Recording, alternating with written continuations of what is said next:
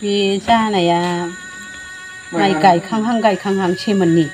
ओमफ्राय दानि होमबा बोसोरसेयानो हमबाय बिदि आरो ओमफ्राय बिदिनो ख्रुयैनो स्कुलाव थांगासिनो आरो मालाबा मोजां मालाबा गाज्रि मालाबा मोजां मालाबा गाज्रि बिदि जाबाय थायो मुलि होयो बिदिनो साननै गाहामल' मोजां जायो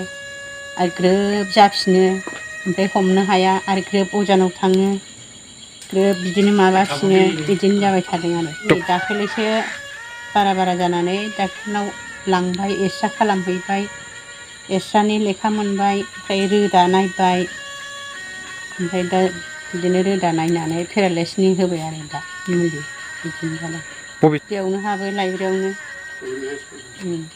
मा स्कुल खुंग्रिं हाइ स्कुल मा क्लासाव 10 आवनो फाइनाल होगोन एबार औ 10 आव हाबोमोन गरम बन्दनिफ्रायनो सानसेबो थांनो मोनाखै आरो बे स्कुल खुलिजेननायनिफ्राय गरम बन्द जानायनिफ्राय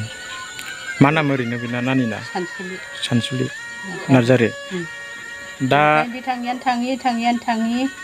अजानाव थांबाय ओरैहाय बिजिनियाव ओमफ्राय थांनानै फैलायबाय ग्रोब दा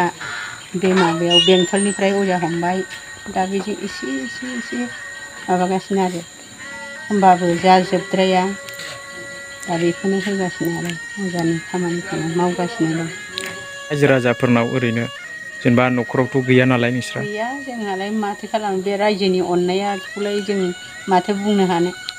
अनबा अनबाय अनाबा थाबाय जों जेबो बुङा सरकारखौलाय सरकारा सरकारनाव अनोबा अनबाय गैयिनि थाखाय नायनो एसे एनै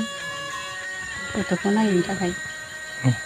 जोंबो नाया नङा नायबोबाय बोसोरसे मानि आरो ख्रु नायबोगासिनो जों ओमफ्राय जोंबो